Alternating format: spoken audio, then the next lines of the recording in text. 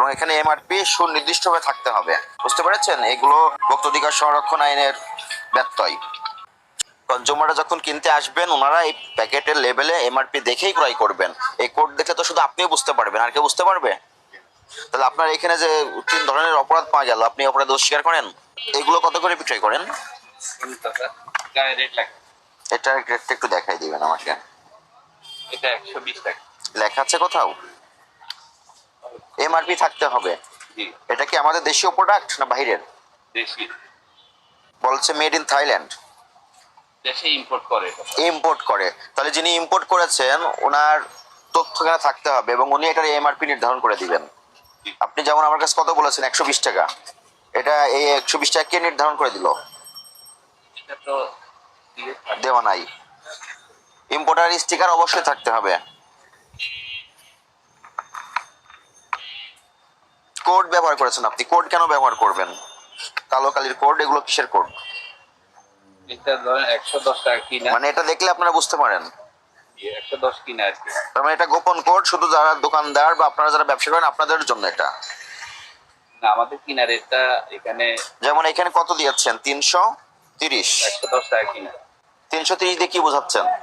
মানে 110 কিনা।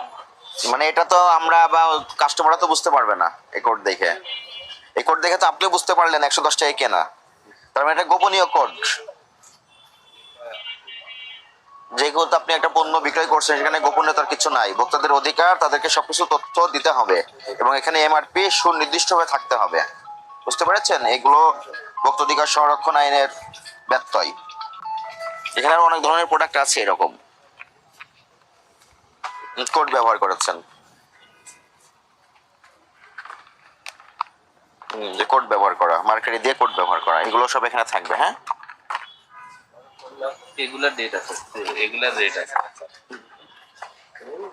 ঠিক আছে, এটা এটা ঠিক আছে। এগুলারও রেট। তাহলে আপনি তো জানেন যে এটা হচ্ছে বৈধ পদ্ধতি, তাহলে এগুলো তো অবৈধ পন্থা অবলম্বন করা হলো, এইগুলোর ক্ষেত্রে আপনার কি বক্তব্য? এগুলা ওই নিজেরা রেট লাগে না, এটা অবৈধ প্রক্রিয়া, এটা করা যাবে না, এটা করার আইনগত কোনো সুযোগ নাই। জি স্যার, যে কোড ব্যবহার করা। রেট আছে, এটা রেট।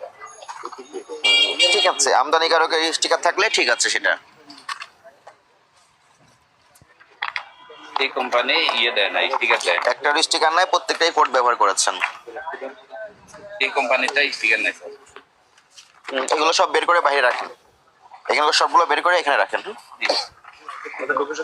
চেক দেওয়ার পরে যদি মেয়াদ ওষুধ পাওয়া যায়, এটা কোথায় সংরক্ষণ করেন? ওইটাই পাচ্ছি স্যার, আমাদের পিছনে কার্টুন করা। প্রাইস কেটে কালি দিয়ে মুছে নতুন করে প্রেস লাগানো কোন দিকে রাখে? এখানে আমি কিন্তু সব দিয়েছি খুঁজে খুঁজে। এই যে প্রেস কাটা আরো আছে তো।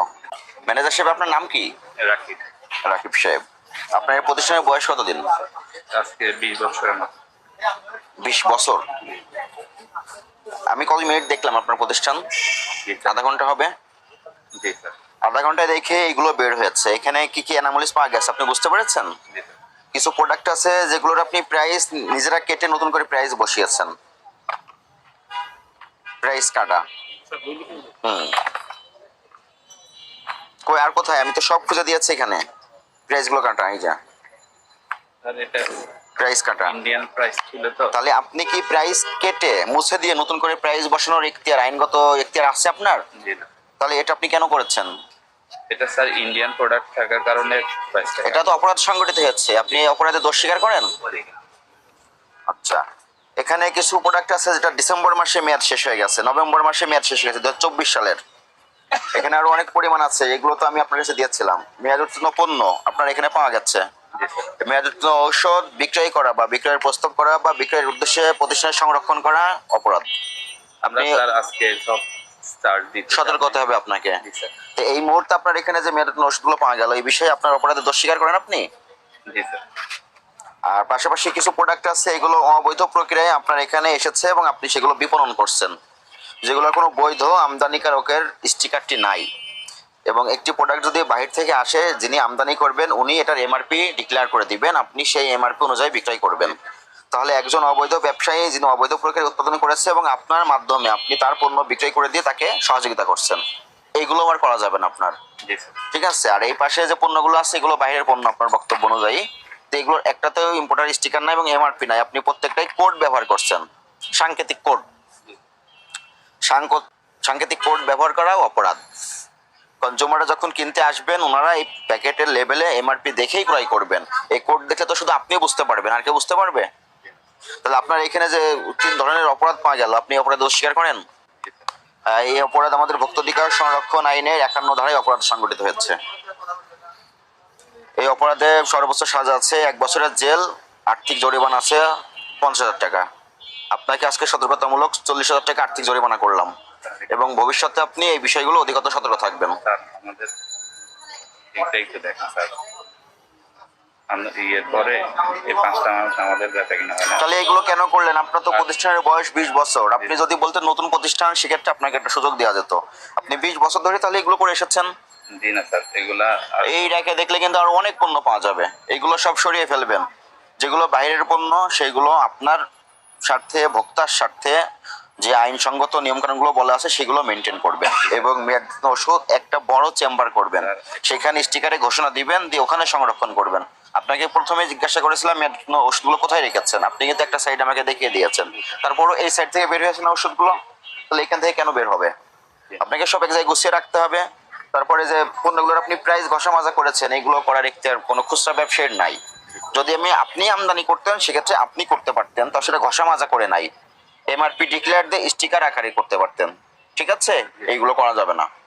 স্যার আমার ফাইনটা কমাই দেন স্যার প্লিজ। ফাইন কমানোর পিছনে আপনার ব্যাখ্যা কি হতে পারে বলেন? একবার সুযোগ দেন স্যার। কেন এই প্রতিষ্ঠানে তো এর আগে অভিযান হয়েছিল, এবং তখনও আমার ধারণা এবং বিশ্বাস এই কথাগুলি বলে গিয়েছিল যে কি করতে পারবেন কি করতে পারবেন না। আপনি তো সেটা তো অনুসরণ করেন নাই। সামনে থেকে করবো স্যার। সামনে থেকে করবেন, তাহলে এতদিন কি করলেন? এর আগের বার কত জরিমানা হয়েছিল? 5,000 টাকা। 5,000 টাকা জরিমানা হয়েছিল দেখে আপনি কোনো গুরুত্ব দেন নাই। আপনার উচিত ছিল 5,000 করে, কিন্তু আপনাকে সতর্ক করা হয়েছিল ভবিষ্যতে আপনি এই বিষয়গুলো অধিক সতর্ক থাকবেন, কিন্তু আপনি সেটা আমলে নেন নাই। এবং আপনার এখানে যেগুলো পাওয়া গেছে এগুলো অগ্রহণযোগ্য, অযৌক্তিক। আপনার প্রতিষ্ঠানে যদি আমরা খুব ভালো পরিবেশ দেখতাম, আপনাকে আমরা অধিদপ্তরের পক্ষ থেকে ধন্যবাদ দিতাম, কিন্তু আপনি তো সেটা সেই জায়গাটা থেকে আপনি সফল হতে পারেন নাই। পূর্বে আপনার এখানে অভিযান করা হয়েছে, আপনাকে সতর্ক করা হয়েছে। আপনি একবার ইয়ে করেন, আমি দেখেন না কি করে, আমি সব ঠিক করে ফেলি। আপনি যেটা রায় হয়েছে এটা এক্সিকিউট করেন আগে।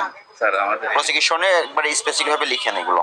স্যার আমাদের এবারের জন্য একটু ক্ষমা করুন স্যার। স্যার একটু এবারের জন্য ক্ষমা করেন স্যার। প্রাইস ঘষা মাজা করে কেটে ওভার রাইটিং করা, মেয়াদোত্তীর্ণ ওষুধ পাওয়া, বিদেশি পণ্য আমদানিকারক স্টিকার না থাকা, এগুলো করবেন, এক্সিকিউট করেন।